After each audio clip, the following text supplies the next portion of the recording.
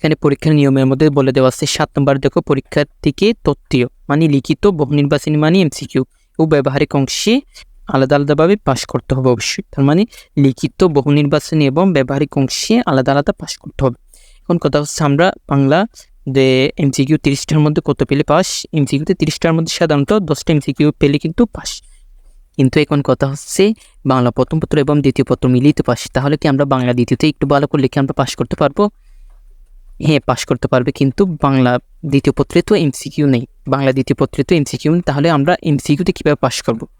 এমসিকিউতে পাস করতে হলে অবশ্যই এখানে সম্পূর্ণ নিয়মের মধ্যে বলে দেওয়া আছে বহু নির্বাচনীতে আলাদাভাবে পাস করতে হবে। তার মানে এটাই নিয়ম, তোমাকে বাংলাতে অবশ্যই বাংলা প্রথম পত্রে 10 পেতে হবে, তাহলে তুমি পরীক্ষা পাস করতে পারবে। কিন্তু এখন আরেকটা সুখবর হলো, অনেক সময় 10টা এমসিকিউ না হলেও 6টা 7টা অথবা 8টা 9টা এমসিকিউ হলে কিন্তু আমরা পাস করে যাই।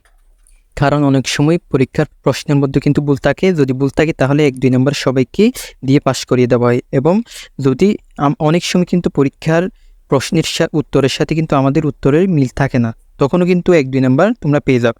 এই জন্য তোমরা একটু দোয়া করতে পারো, আর কিছু করার নাই। 1-2 নম্বর এগুলো পেতেও পারো, নাও পেতে পারো। ধন্যবাদ সবাইকে।